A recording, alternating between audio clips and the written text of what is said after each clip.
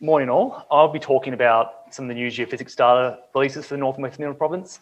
This is going to be data from the SREP program, some of our projects that we're doing under NEMI, and some of the results for some of those projects as well.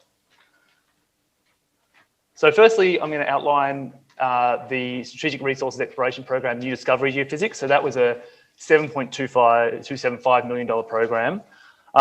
I'm going to be focusing on some recently acquired data and published data. So the Centralizer Airborne Magnetic and Radiometric Survey, MIM Airborne Data Merge that we released subsequent to the Centralizer survey, the Cloncurry Extension MT survey, again, which I'll talk about, and data is about to release soon, and the Isa AEM inversions. I'll also talk a bit about some future acquisition plans we have following in the next couple of years under NEMI. So I think similar to everyone, our budget has been affected this year by COVID. So originally the new discovery program for geophysics was $7.275 million. That was reduced slightly. We had some of our programs that ended up not being done. Some of them have been moved to NEMI. Some of them have been delayed until we have some new funds come up. But really some of the main parts of that program was expanding the 100-metre airborne magnetics and radiometrics cover around the North-West Mills province. So that started in 2018 with Cloncurry South, Cloncurry North, Mary Kathleen as well we had done there, Centralizer, which was done in this year, or last year and this year. We did some ground gravity at 1 kilometres around Lawn Hill, which we released in 2018, and the magnetotelluric data expanding on the previous MT survey, Cloncurry survey. So that's really the focus of a lot of the geophysical work we did under New Discoveries program. I guess the first thing I want to talk about is the airborne magnetic data. Many of you will, I assume, be quite familiar with this survey. So this is the Mount Isa Mines Open Range Survey, which was flown in 1990 to 1992. It was a massive undertaking at the time. It still would be a massive undertaking. It was flown at between 200 metres and 400 metre line spacing over 3 years, 30-odd blocks flown in different directions. And it was absolutely state-of-the-art at the time, and it is an amazing data set. However, this data set covers some of the most prospective areas in Queensland.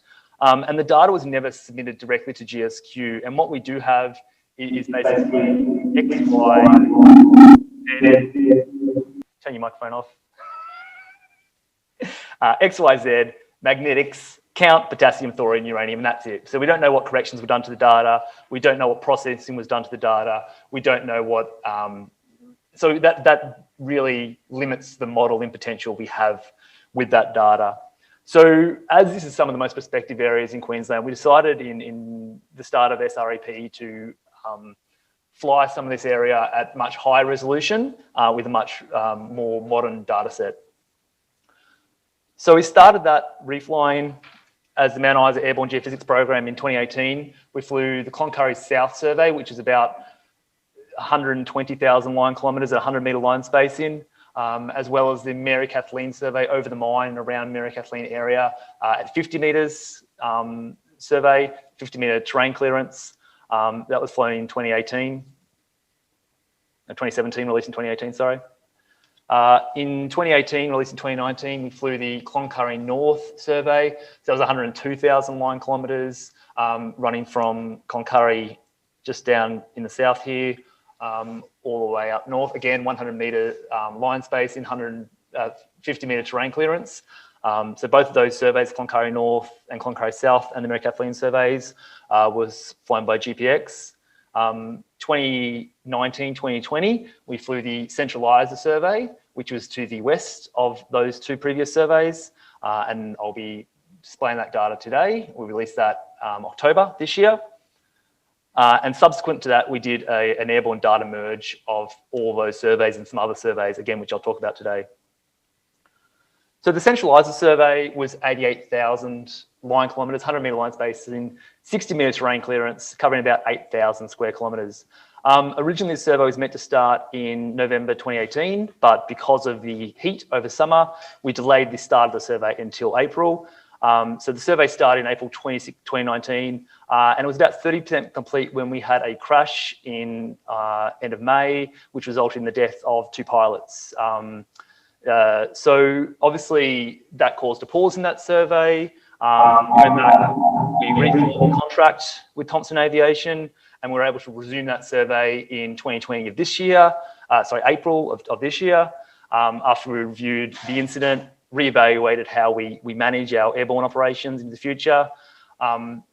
So we flew that survey between April and June this year. We were able to stitch the 2 planes' data together and create the map you see on the right there. So that's the RTP for the centralizer survey, and that was published online 2020 on our new data portal. And we'll be talking a lot about our new data portal over the next couple of days.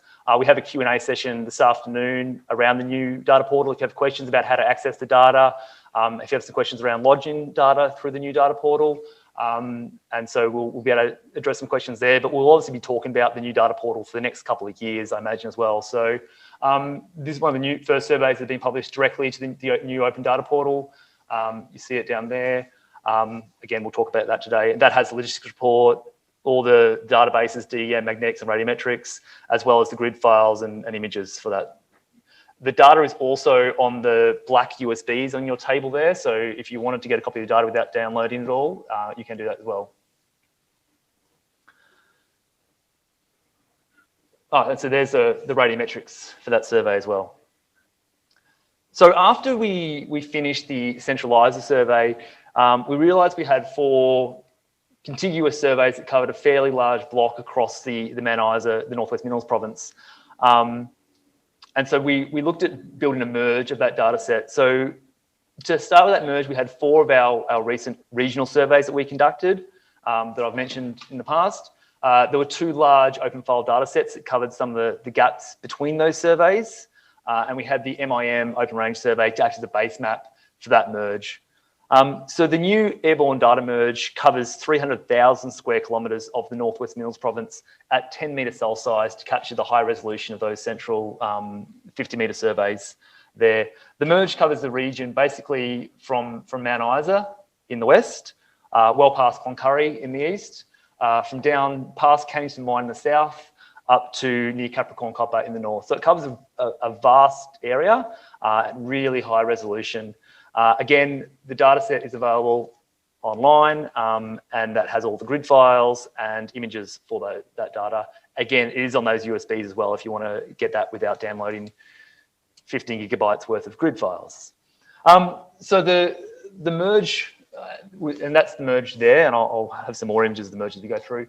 We did the merge in Intrepid Grid Merge. So as the first step, all of our input grids were reprojected into GDA 2020. MGA Zone 54. During the merge, we used the MIM Open Range survey as the base map for the merging process, while the other grids were all DC shifted or offset and scaled to ensure they had the similar range across all the grid merges. There was then some surface adjustment on some of those grids that again, Grid Merge manages the surface adjustment of all those grids, and really, a lot of this merge is an iterative process. So it's getting the data in there, it's viewing the grids, it's running profiles along the edges and making sure that they are stitching correctly. And then there's that feather and merge process to get them all together. I would just say, as all the grids have been obviously scaled and surface adjusted slightly to facilitate the merge, any detailed interpretation or any more detailed work, it would be best performed on the original grids rather than the merge product. But as the merge product is quite an extensive area, it does give you a great understanding of the regional geology and geophysics. But if you're doing any detailed work, I'd suggest to go to the original data rather than the merge product itself. The link for the merge is down the bottom there, and that is the first vertical review of RTP. So there we have the RTP across there. So for those who can't see through the words there, Mount Isa sits, you can't see my screen, here we go. Mount Isa sits over here, Cloncurry over here, Cannington sits somewhere down here, and Capricorn, I think, is just off the map, just up here. So it covers a fairly large area. So you have the reduced to pole magnetics image there. first vertical derivative, and the ternary radiometrics for that area. Some of the value work that's been undertaken with some of this data, and I'm not going to talk on this too much because Derek's going to be following my talk with some talk around this work. This is work done by Derek using the Cloncurry North Magnetic Survey as part of the larger Merrick-Kathleen domain project being run by the GSQ. So this is the current mapping and the geophysics. And if you bring on the new geophysics, there's some new and some new solid geology interpretation that Derek will be going over. With the 100-meter geophysical data, you get much better understanding of structural complexity in the area. The Isa AEM was a survey we conducted in 2016. It was 16,000 line kilometres of V10 plus data at about 2 to 2.5 line kilometre spacing. And you see the CDI results of the data there. So this year we've been working with Aarhus Geophysics to do some inversion of that data, as well as inverting the data, looking at the airborne IP effects in the V10 data in those areas where we do have fairly resistive basement at surface, and we do have airborne IP effects that we can see in the data, negatives in the returns. So the purpose of this project was to study and model the AEM data, but also considering the IP effects in the selected parts of the survey. So over here, you can see the coverage of the Isa AEM data. The areas of green, or the areas of not blue in that map, are areas where the IP scanner assessed there to be significant airborne IP effects in the data. And so we've modeled those areas with the IP first, and then done our inversion based on the resultant from that, which gives us a much cleaner inversion of the data. The IP effects in the airborne data show us the contribution of the signal measured of the conductivity as well as the chargeability. So when you model the conductivity and chargeability just using the conductivity, you get spurious results. So by modeling the airborne IP, we get a true conductivity result when we're doing the inversion. So just to skip through, this project hasn't been released yet. We're finishing up this work and we'll be releasing it shortly. But just to skip through some of this, obviously the airborne IP effects, you get the conductivity sections, but you also get chargeability sections where we have modeled the chargeability. So just to skip through some of the results there. This is a line just south of Dougal River. So first you can see the CDI that came off that data. We skip forward, you can see this is the conductivity inversion model that's come off that. So much better capturing of some of those features. We've taken some of the map geology faults and put them on there as well, just to show where they would sit in space. But as well as getting that, you get to see the chargeability results and the chargeability anomaly that comes around that area. So that's just to the west of Dougal River, those chargeability sections. But if you look at the results between the CDI and the inversions we've done, it's really chalk and cheese comparing the quality of the information you can extract from that data. So we'll be releasing those as serial sections, as well as hopefully a 3D set that you'll be able to see in Geoscience Analyst as well. This is just a zoom out of the same line a bit further out, just with some of the interpretation from the map geology there, and then showing the conductivity and the chargeability results along that line. Just as an aside, as an interesting product, this will be in the report as well. The airborne IP response, we have we see similarities with ground IP and the airborne IP response. So this is some ground IP targets from around the Rhodesby corridor, so Little Eva and Cabbage Tree Creek. But the airborne IP lines that go over these, we do resolve airborne IP results as well. So again, that was an interesting thing. I think there's a lot more work to be done on that and how we can incorporate some of the ground IP into better interpretation of our airborne EM data. So the report and some of the inversions will be released shortly. All the inversions will be released shortly. And this is just a section looking at to the north over the Dougal River, Lanceville Graben area. So you can see the Lanceville Graben sitting through here. But you can start to see Mount Margaret Fault sticking out across there, and Rhodesby Fault running through the middle there. So you do get a lot of the geology return there, and it'll be interesting to really zoom in and look at particular lines and targets. So the last project I'm going to talk about is the Cloncurry Extension MT survey. So this is an extension of the 2016 Cloncurry survey that was done by GSQ and GA. So it's 500 new MT sites, 2 kilometre station spacing as a grid, similar to the Cloncurry survey. And then we're recording from 10,000 hertz down to 100 seconds. So the surveys were planned in response to the results from the 2016 Cloncurry MT survey. You'll remember that we had significant conductivity features we imaged under Ernest Henry and E1. And there was also an indication of a larger conductive feature right on the edge of the model. So you can see this red feature on the edge of the model here came out really nice in inversions, but because the grid of the original data only went to here, there was really no control over that result. So this part of this survey was to make sure, was that an edge effect or was that actually a true conductivity feature? So this is a 10 kilometre depth slice through the original model of the Cloncurry MT survey. So that survey has been completed. Final QA/QC has been done now. The data will be released December this year, and then there'll be subsequent reports and inversion modelling to come after that. So I also have some very, very preliminary inversions to share with you. These inversions were done last night by Janelle, and I would like to thank Janelle Simpson for that work, just to highlight some of the data there. So these are, again, I will say, again, very preliminary inversions. And the release package, when it will be made available, will have some of these notes around the work that was done and some of these prelim inversions.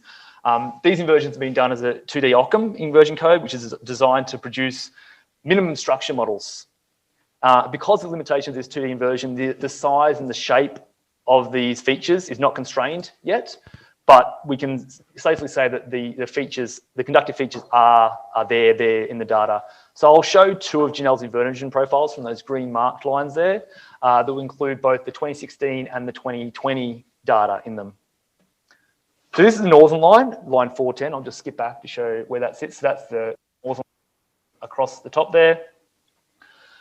The locations of the Mount Margaret and Quamby Fault are indicated in the section there. You can see the C2 and C3 conductivity sections, which are thought to be part of a larger regional conductivity feature known as the Carpentaria conductivity anomaly. The smaller C1 feature here is a new feature picked up by the new survey. At this stage, we can't determine whether it's a discrete upper crustal feature or if it's related to the deeper crustal conductive feature from C3. Further modelling will help us understand that. Again, these are super preliminary models.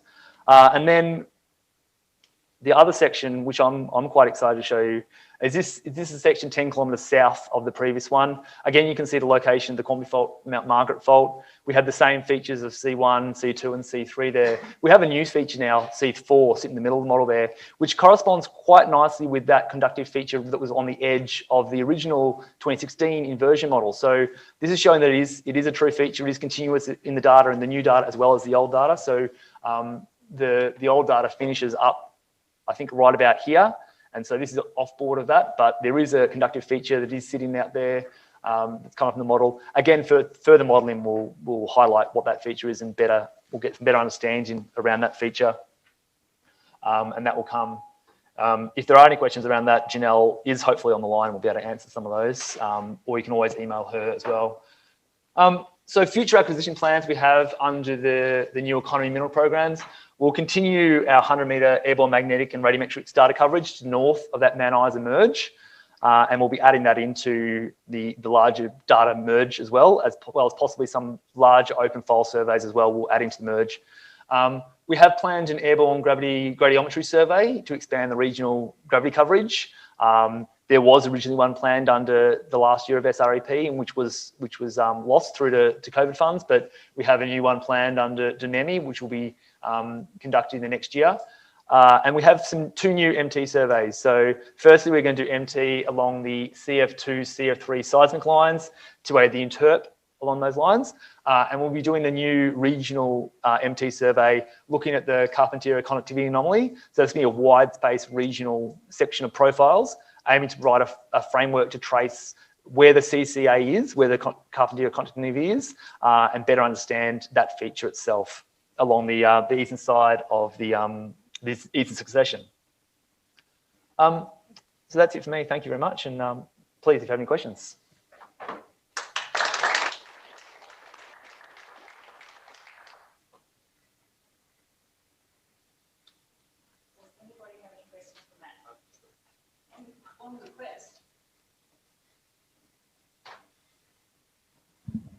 Hi, Matt. Thanks. Hey, Gary. I've already mentioned to Janelle and Dom, but it'd be really nice to have MT along the old 94 seismic line as well.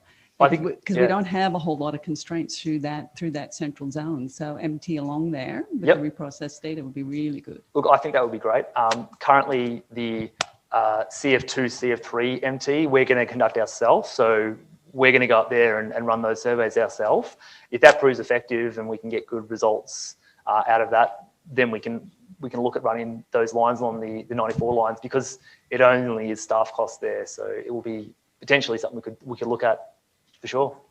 Excellent. Working. Oh. Helps if you turn it on. So we've got a question online, which is, what software are you using to conduct the geophysical processing and output viewing? For example, the magnetic depth debasement, as well as the software used to visualize and classify solid geology? Oh, all of it. Look, we use a lot of geosoftware waste montage for our interpretation of the airborne geophysics. We're using that for a lot of our airborne EM data that we're getting from contractors. Again, we use Intrepid grid merge and Intrepid geoscience software to do some of the merging products and some of the grid products. Interpretation of the solid geology more done with an ArcMap or an ArcGIS or something like that. Yeah, I think that answers the question there.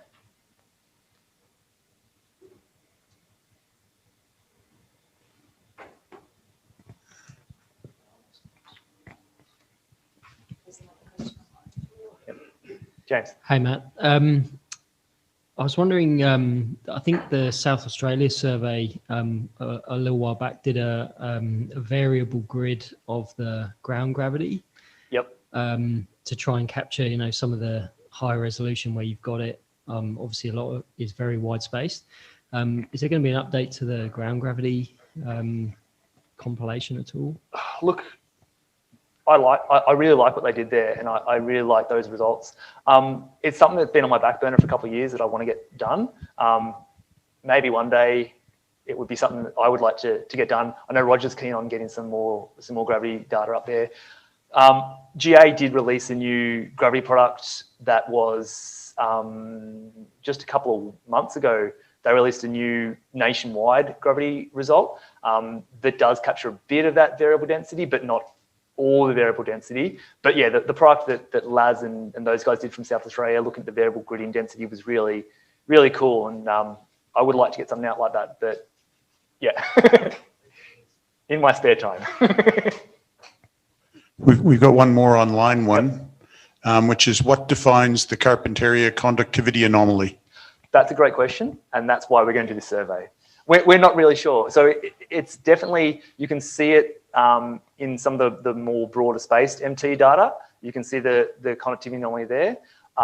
Whether it's probably a deeper structure, or is it resultant of the Yarramanga, or there could be many sources for that, and we're not 100% sure what it could be. Janelle probably has thought a lot more around that there yet, but really I think the point of the survey is to better understand the source of it and where it comes from, and then we can understand how to use it in our modelling, or maybe reduce it from our results, so we don't get that flood of high conductivity that sits in the east all the time.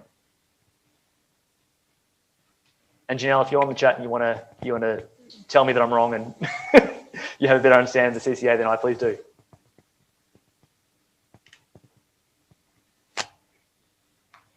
All right. Thank you, Matt.